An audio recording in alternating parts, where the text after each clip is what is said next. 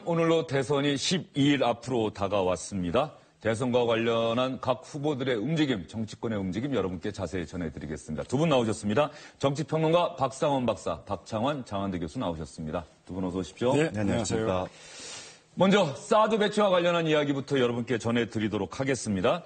주한미군이 어제 새벽에 사드 핵심 장비를 전격 배치했죠. 정치권 상당한 논란이 일고 있습니다. 대통령 선거에 나선 후보들도 사드 장비 배치에 대해서 각자의 입장을 내놓았습니다. 어떤 얘기들 했는지 한번 직접 들어보시죠.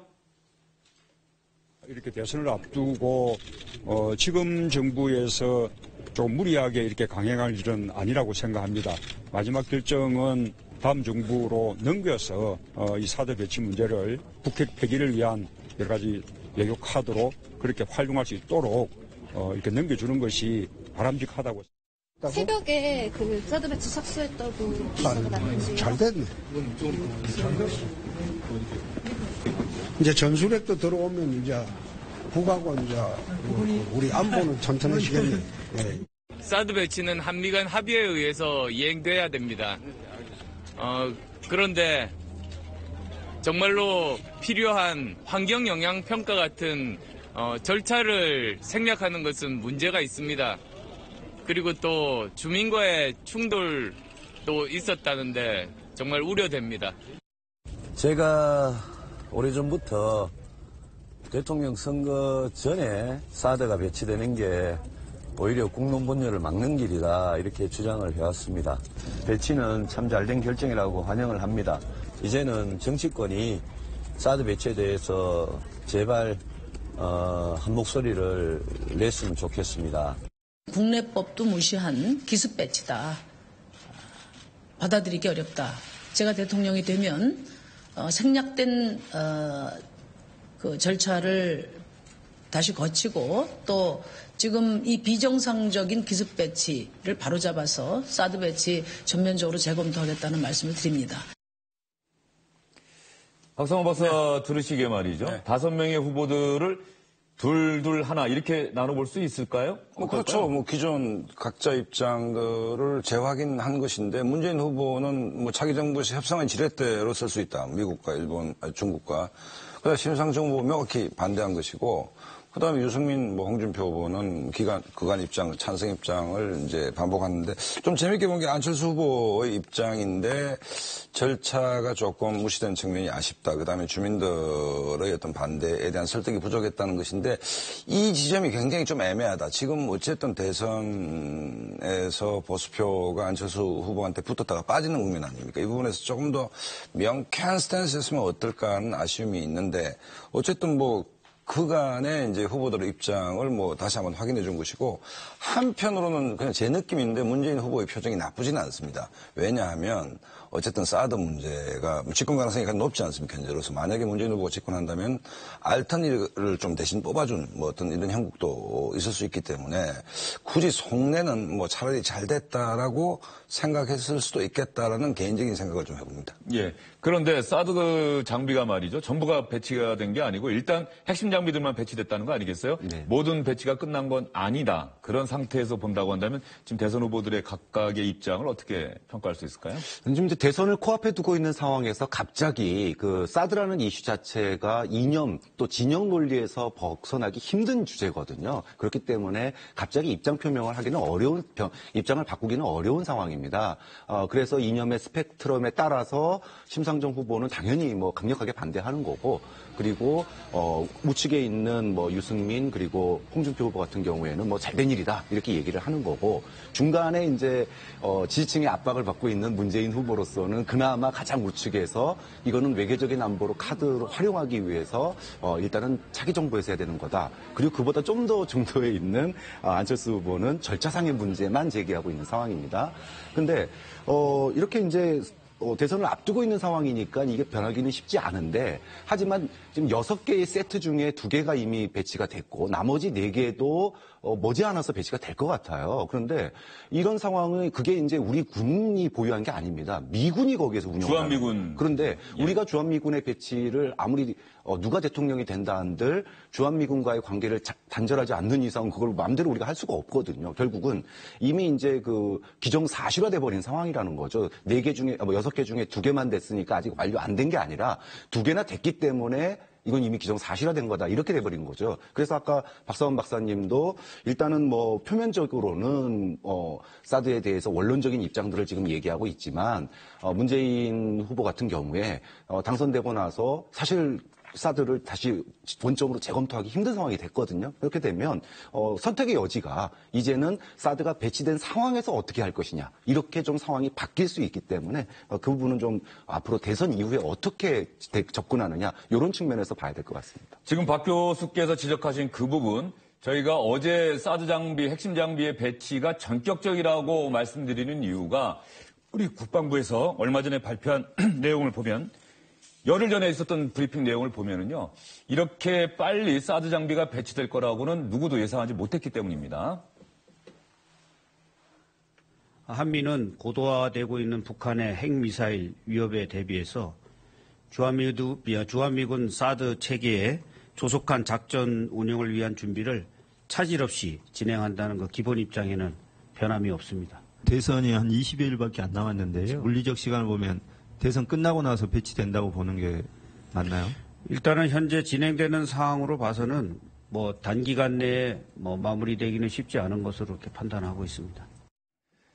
국방부 대변인은 저렇게 설명을 했는데 어제 새벽에 기습적으로 배치가 됐어요. 전격적으로. 그러면 두 분이 말씀하신 것처럼 사드 배치는 이미 기정사실화된 거죠. 네, 그렇죠. 대선의 변수 하나가 사라졌다라고 하는 평가가 지배적인데 그런데 오히려 이 사드 배치 문제를 놓고 각각 후보들의 입장이 나뉘어서 나왔다. 그렇다고 한다면 이것이 표심에 미치는 영향이 분명히 있을 거란 말이죠. 어떻게 보십니까? 저는 오히려 안철수 후보가 약간 카드 하나를 놓친 게 아닌가라는 생각이 드는 게 어렵사리 당론도 사드 찬성으로 좀 돌렸고 결국 안철수 후보가 최근 지지율이 대폭 빠진 것은 보수표가 이탈한 거 아닙니까? 보수표가 가장 관심 있는 게 안보 주제입니다.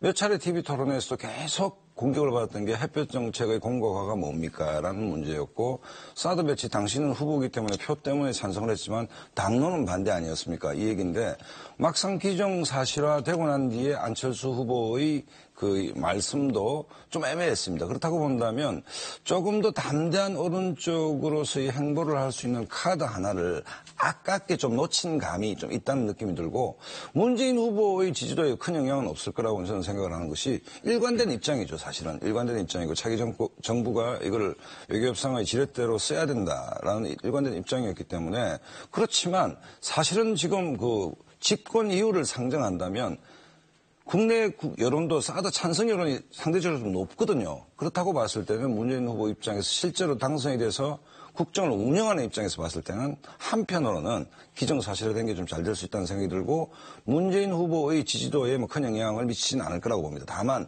지금 마음이 급한 안철수 후보가 이 카드를 굉장히 좀 이렇게 불안정한 카드였는데 좀 좋은 계기로 활용할 수 있는 측면이 있었는데 이걸 좀 아깝게 소진한 느낌은 있다라고 저는 봅니다. 네, 안철수 후보에 대해서는 그렇게 평가를 해주셨고요. 박 교수님 평가는 어떻습니까? 사드 배치를 찬성할 거냐 반대할 거냐라고 하는 이런 문제에 있어서는 입장이 확실한 후보들이 아무래도 이득을 보게 마련입니다. 홍준표, 유승민 후보 같은 경우에는 사드를 배치해야 된다라는 유권자 입장에서 보면은 속 시원하다 이렇게 하고면서 지침 결집이 있을 거고요. 홍준표 후보 기자들이 물어보니까 잘 됐네. 네.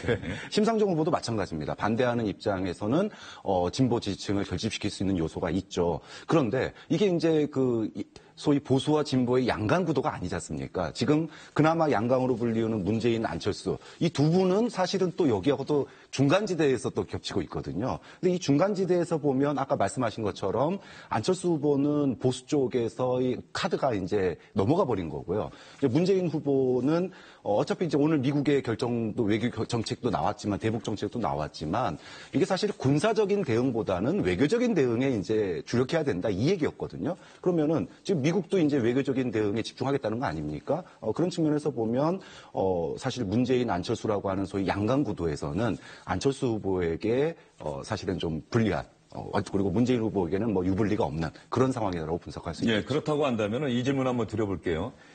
대선 표심에 영향을 주는 여러 가지 변수들이 있는데 흔히 말해서 항상 경제 문제, 안보 문제, 또 사회나 복지 분야. 그런데 이번 대선에서는 지금 어쨌든 4월 한반도 위기설 같은 그런 얘기들이 계속 돌고 그랬고요. 사드가 배치됐고 그렇다고 한다면 안보 문제가 경제 이슈를 누를까요? 아니면 그럼에도 불구하고 경제, 먹고 사는 문제가 여전히 가장 강력한 변수가 될까요? 먹고 사는 문제가 가장 강력한 변수가 되겠죠. 그런데 몇 차례 TV 토론을 통해서 지금 각 후보들이 정책 토론을 했을 때 변별력이 잘 안 보입니다. 사실은 일자리 문제 심각하다는 거 다 인정하죠. 재원 문제 가지고 격돌을 했지 않습니까? 80만 명 정도를 공공 일자리를 만들겠다 했을 때 재원이 어디냐 이런 문제를 가지고 이제 유승민 후보하고 문재인 후보가 충돌을 했는데 정책이 중요하죠. 그다음에 일자리 정책이 특히 중요한데 거기에서 각 후보 간의 변별력이 뭔가에 대해서 가장 중요한 이슈임에도 불구하고 토론을 통해서 후보 간의 우열을 드러내기는 굉장히 좀 어려운 어떤 그 주제임에는 분명한 것이고 안보 문제는 송민순 회고록부터 여러 가지 이제 그 문재인 후보가 이제 벼랑 끝에 좀 몰린 측면도 있었는데 문제는 이게 그 안보를 이슈로 하는 보수 유권자의 표심이 방황하고 있지 않습니까? 안철수 후보한테 몰렸다가 또 빠졌다가 최근엔 홍준표 후보가 다시 좀 부상하는. 그러니까 어쨌든 문재인 후보 입장에서는 이 안보 이슈를 굉장히 좀 고도의 정치 수준에서 잘 다루고 있다고 저는 봅니다. 왜냐하면 어차피 내한테 그 표가 몰려오지 않을 바에는 기본적으로 그 에너지를 좀 약화시키는 쪽으로, 그러니까 보수표가 결집되는 에너지를 약화시키면서 반문재인 정서를 누그러뜨리는 쪽으로 어떤 그 캠페인을 좀 집중하고 있는 것이 현재로 봐서는 좀 옳은 전략이 아닌가라고 봐지고, 두 번째 안철수 후보가 역시 좀 담대한 안보 행보 또 보수청의 마음을 확 잡아당기는 어떤 그 대담한 행보를 하는데 좀 주저함으로써 상대적으로 지금 홍준표가 집토끼들을 좀 견인해가는 뭐 그런 형국들이 벌어지고 있기 때문에 문재인 후보 입장에서는 지금 현재가 더 이상 좋을 수 없는 어떤 그런 구도적인 측면에서 특히 안보 이슈를 가지고는 최선의 구도가 지금 현재 선거 중반전에 전개가 되고 있는 게 아닌가 이런 생각이 듭니다. 박상원 박사의 분석에 박 교수님 동의하십니까? 아니면 좀 견해가 다르십니까? 뭐 비슷합니다. 근데 탄핵과 그다음에 박근혜 구속 이후에 누구도 이 민생 경제 문제에 있어서 이슈화를 못 시켰어요. 그러니까 네거티브 공방으로 1차, 2차, 3차 토론회를 보내버리면서 사실 그 문재인 대선론을 역전시킬 어떤 민생 문제에서의 그런 이슈를 갖다가 끄집어냈어야 되는데 그거를 갖다가 안철수 후보가 끄집어내지 못한 게 결국은 제발로 걸어 들어온 보수 중도층의 지지율 상승을 자기 신의 것으로 이렇게 만들지 못하는 이런 그 누를 범했거든요. 그런 측면에서 박근혜 구속 이후에 네거티브로만 일관됐던 이 초기 TV 토론에서의 그런 그 안철수 후보의 그런 입장 또는 소위 그 4차 산업혁명이라든지 자신의 그런 경제 문제에서의 강점을 부각시키지 못했던 이런 그 선거 운동의 실패가 지금 현재 상황에서는 안보 이슈를 뛰어넘을 어떤 이렇게 2주밖에 안 남은 상황에서 새로운 이슈가 커지기는 좀 어렵지 않을까 봅니다. 네, 알겠습니다. 두 분의 평가처럼 안보 이슈보다는 뭐 먹고 사는 문제 이런 것이 여전히 이번 대선 표심에 가장 큰 영향을 미칠 것이다 이런 분석을 해주셨고요. 그제 밤에 4차 텔레비전 토론회가 있지 않았습니까? 이 4차 텔레비전 토론회를 본 표심이 반영된 여론조사 결과가 발표돼서 여러분께 소개를 해드리려고 하는데요. 항상 말씀드리죠. 여론조사 결과는 참고만 하십시오. 절대적인 게 아닙니다. 응답률, 유무선 전화 비율에 따라서 조금씩 차이가 있기 때문에 기간마다 결과가 다르게 나오고 있습니다. 여러분들 중앙선거 여론조사 심의위원회 홈페이지 들어가셔서 믿을 만한 조사 기관인지 또 조사 방법은 어땠는지 응답률은 얼마나 높은지 이런 것들 확인하신 뒤에 여론조사 결과 한번 보시길 바라겠습니다. 그러면 리얼미터가 오늘 발표한 대통령 후보 지지율 여론조사 한번 볼까요?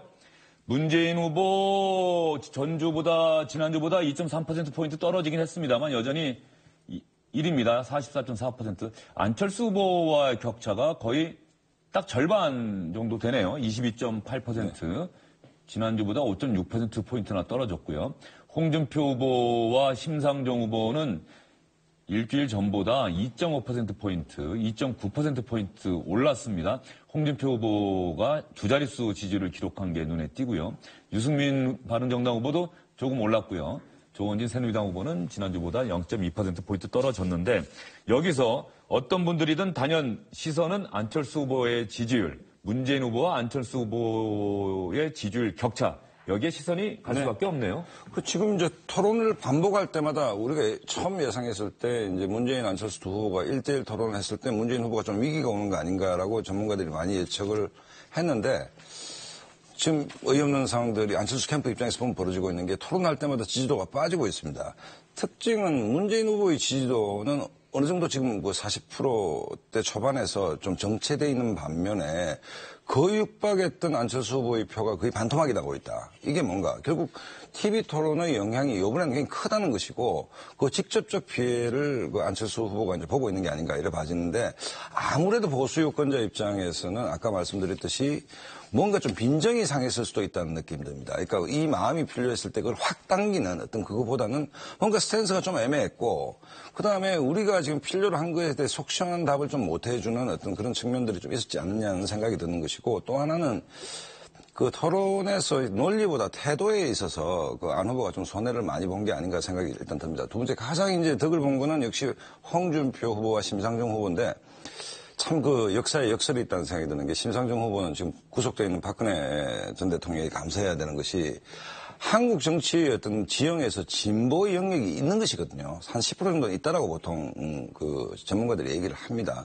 진보적 아젠다도 있는 것이고 그런데 과거에는 이 종북 논란에 이게 엮여가지고 굉장히 어떤 정치적으로 이제 몰리는 상황이었는데 어쨌든 구통진당 해산 이후에 심상정 후보가 어떤 진보 영역에서 마음껏 뛰어노는 어떤 그런 모습이 전통적인 어떤 진보 지지층을 좀 결집시키는 그러니까 굉장히 정의당 입장에서는 좀 해피한 선거가 되는 것이고 홍준표 후보 입장에서는 어찌됐든 그 선거비 보전 과거 보수당에 비해서는 참 많이 줄어들었지만 15% 이상 되는 것이 1차 목표였다면 좀 근접해 가고 있는 거 아닌가. 안철수 후보가 약간 그 우왕좌왕하는 사이에 그런 느낌을 좀 갖습니다.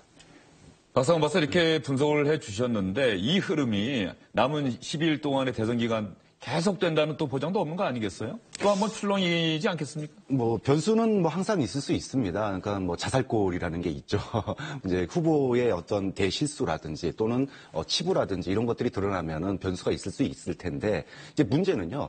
안철수 후보가 소위 그 물 들어왔을 때 노를 져야 되는데 이때 그 TV 토론을 통해 가지고 그 기회를 놓쳐버렸어요. 그래서 지금에 와서는 이제 아무리 4차 산업혁명 얘기하고 일자리 얘기한다고 그래가지고 이게 이제 변별력을 갖기가 쉽지가 않은 상황이 돼버렸다라는 게, 애초에 그 지지율이 올라갈 때 많은 얘기가 했지 않습니까? 충성도가 낮은 그런 표심이기 때문에 이거를 붙잡는 게 중요하다라고 얘기를 했는데, 그 기회를 놓쳐버렸기 때문에 이거를 2주 안에 잡는다는 거, 회복한다는 거 사실 이렇게 쉽지 않은 상황이 되고 있다. 좀 그렇게 볼 수 있을 것 같아요. 그렇다고 한다면은 중앙선관위가 주최하는 토론이 2차례가 남아 있어요. 네. 그러면 텔레비전 토론이 이번에 지금 현재 표심에 영향을 주고 있다고 그렇게 분석하신다면 남아있는 2차례 텔레비전 토론도 여전히 여론조사 결과에 영향을 미치지 않을까요? 근데 이제 그 TV 토론에서 영향을 받는 주된 층이 누구냐라는 겁니다. 즉, 기존에 문재인 후보를 지지하고 있는 층은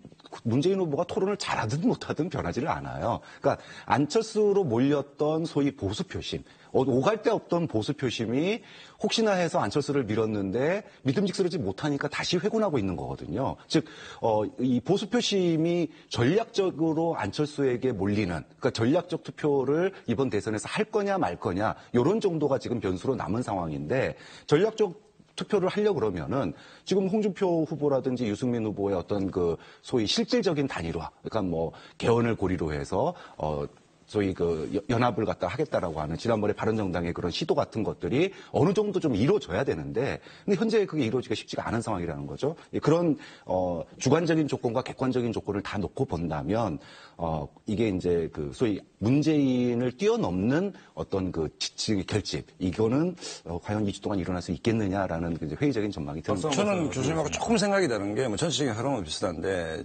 지난번에 시대 정신이 중요하다는데 정권 교체의 시대 정신은 있는 것이고 문재인 후보가 이제 그걸 담지해내고 있는 것이고 또 하나는 결국 이제 87년 체제 문제, 개헌 문제가 있는데 안 후보가 마지막 그 12척의 배 정도 남아있다라고 보는 것이 요기배라 얘기처럼 끝날 때까지는 끝난 게 아닌데 결국은 개헌 문제, 협치 문제, 개헌을 고리로 한 연대 문제라는 이 시대 정신의 흐름을 자기 것으로 만들면서 조금 더 담대한 행보를 할 수 있는 시간들은 충분히 남아있다라고 저는 봅니다. 예를 들어서 집권 이후 3년 안에 개헌하고 그다음에 어떻게 하겠다라든지 그다음에 개헌을 위해서 개헌 찬성 세력들을 하나로 묶겠다든지 협치와 연정을 하겠다든지 이런 카드들이 아직은 남아있는 것이고 또 하나 안 후보 입장에서는 희망을 버리기가 아직 이르다고 보는 것이 결국 이 지지율 격차가 문재인 후보가 올라가면서 격차가 벌어진 건 아니거든요. 안 후보가 올라갔다가 빠지면서 된 것이기 때문에 거기다가 이제 보수청이 과연 마음을 확고하게 지금 어느 정도 투표를 하겠다라는 입장을 정한 건 아니지 않습니까? 아직도 지금 방황 중이라고 저는 생각합니다. 그러니까 결국 부뚜껑 심리도 있는 것이고 또 하나는 대기실에서 박 교수님하고 그 얘기를 한참 나눴습니다만 지난번 총선과 대선은 물론 다른데 지난 4월, 작년 4월 총선에서 불과 2, 3일 전까지 많은 조사기관들이 심지어 새누리당 170석까지 예상한 조사도 있었고, 190 있었는데 처참하게 틀렸습니다, 사실은. 그렇다고 본다면 기본적으로 지금 여론조사가 과연 그 대선 결과로 그대로 연결될 것인지에 대해서 저 개인적으로는 약간의 의구심이 일단 있는데 어쨌든 끝날 때까지 끝난 건 아니죠. 여론조사 기관들도 사실 선거 끝나고 나면은 가슴을 쓸어내리든 아니면 한숨을 쉬든 그렇게 될 거예요. 어떻습니까? 그 얘기 나누실 때 박 교수님 어떤 견해 내놓으셨습니까? 지금 여론조사 결과 믿을만 한 건지. 일단 총선의 그러니까 지역 단위의 그런 표심이 굴절 현상이 있잖아요. 후보와 정당과 이런 간의 차이가 있을 수 있고 개개인의 능력 차가 있기 때문에 이제 그런 거를 읽지 못하는 거는 지난 총선에서 오류가 분명히 드러났다고 생각합니다. 하지만 대선이라고 하는 어떤 큰 흐름을 보는 그 여론조사에서는 사실 이제까지 틀린 적이 없거든요. 이제 그런 측면에서 저는 이제 큰 변화는 없을 거다 이렇게 보고요. 또 하나는 누구를 당선시키기 위해서 투표장에 결집하는 거하고요. 누구 당선을 막기 위해서 투표장에 가는 거하고 이게 사실은 당선시키기 위해서 가는 사람을 따라잡을 수가 없습니다. 그렇기 때문에 문재인이 당선되는 것을 막기 위해서 투표장에 대거 정말로 이동한다. 그게 당선시키기 위해서 가는 사람들을 따라잡을 수 있을까? 거기에 대해서는 여전히 물음표가 있다고 봅니다. 여전히 물음표가 있다. 여론조사 결과가 과연 지금의 민심을 제대로 반영하는지에 대해서는 한번 생각해 볼 만한 그 내용들이 있다. 이런 말씀 좀 해주셨는데요. 남은 10일의 대선 기간에 이제 남아있는 변수, 텔레비전 토론 얘기는 우리가 아까 했고요.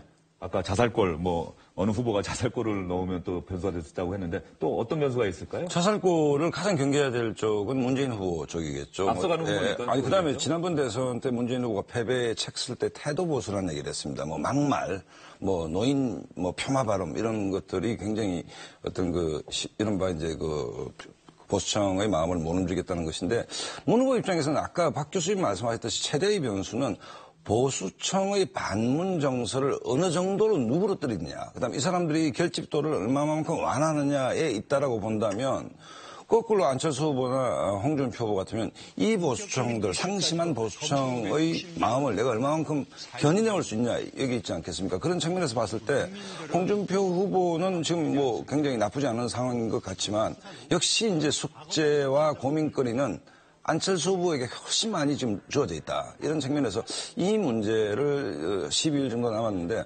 어느 정도 좀 잘 정리해서 두 차례의 TV 토론을 통해서 보수 유권자들이 안 후보한테 표를 줄 마음이 다시 생기도록 유도해낼 수 있느냐가 관건이라고 보기 때문에 아마 문재인 후보는 안정적인 현상 유지 전략을 쓸 것 같고 나머지 후보들은 굉장히 역동적인 현상 타파 전략을 쓸 것 같은데 그 카드가 뭔지 저도 좀 사실 좀 궁금합니다.